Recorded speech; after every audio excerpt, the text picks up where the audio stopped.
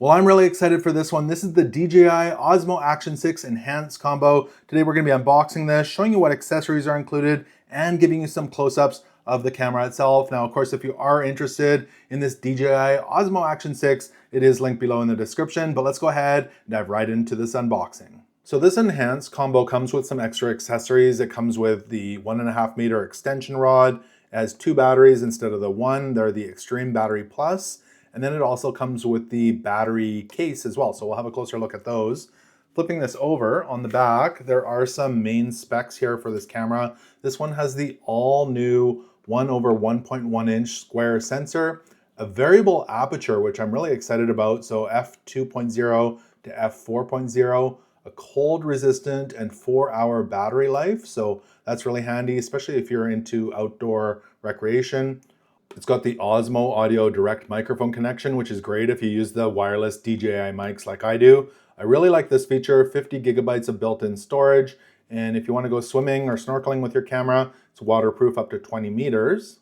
And down below here is everything included, and we'll take a look at all that in a moment. Let's go ahead and open this up.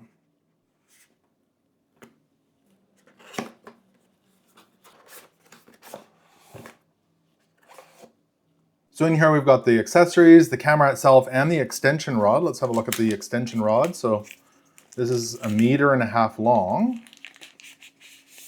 So here's the extension rod. It says DJI Action, really nice rubberized handle on it. The bottom has a 1/4 inch thread for a tripod mount, as well as a lanyard spot. The other end has a traditional action camera mount. And then of course this extends out to 1.5 meters, so it's really nice and long. Let's have a look at the accessories here. All right, so the accessories are all unpacked. It did come with some paperwork, of course, so the quick start guide as well as a DJI sticker there.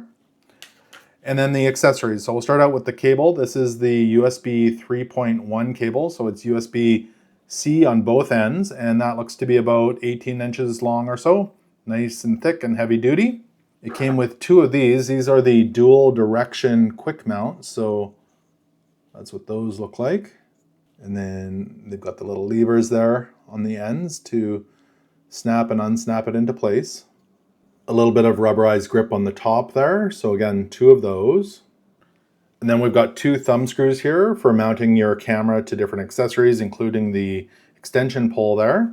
And then we've got the battery case with the 2 batteries. So I really appreciate this. So if you push the button here, there's lights on the front, the USB-C charging port on the side, and in here are the batteries. So the lid just opens like that, and we've got 2 1950 milliamp hour batteries in here. They've got the little pull tabs on them, and those are the lithium ion Extreme Battery Plus rechargeable batteries.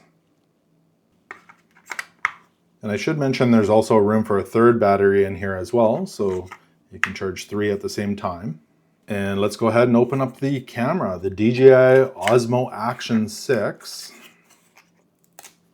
All right, so here it is, the DJI Osmo Action 6. It's got the f2.0 to 4.0, a 1/1.1 inch sensor.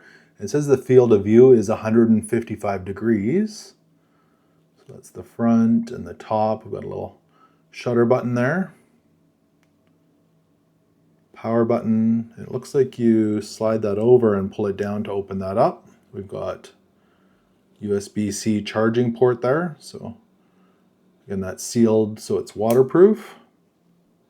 Big screen on the back. We'll open this side up as well. You've got your battery slot and your memory card slot on this side. I'll pop a battery in there.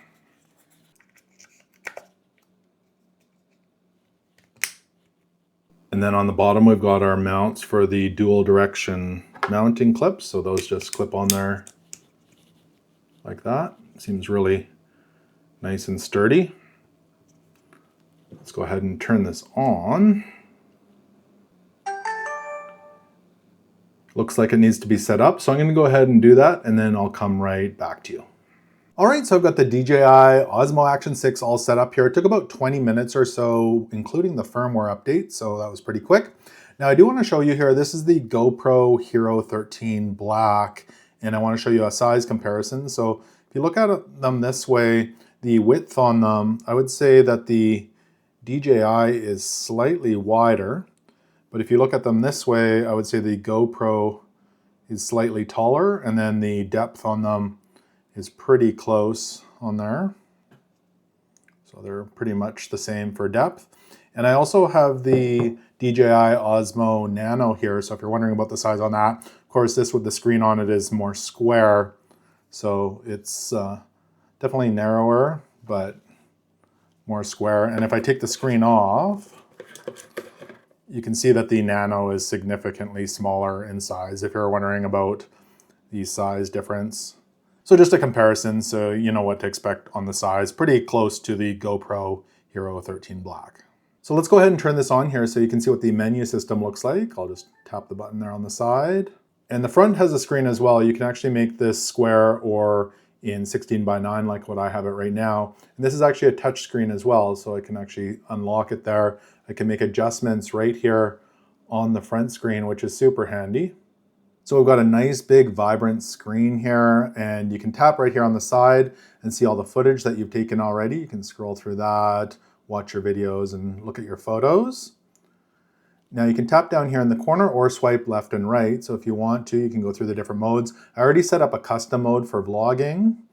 You've got the photo mode, so you can just take photos. Just push down the shutter button there. It'll take the photos for you.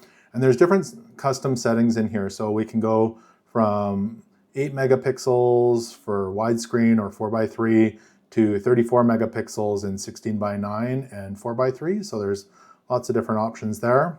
We've got our video mode here. So the frame rates and aspect ratio here, we've got 4K up to 120 frames per second and 1080p all the way up to 240 frames per second. I typically do 4K 60.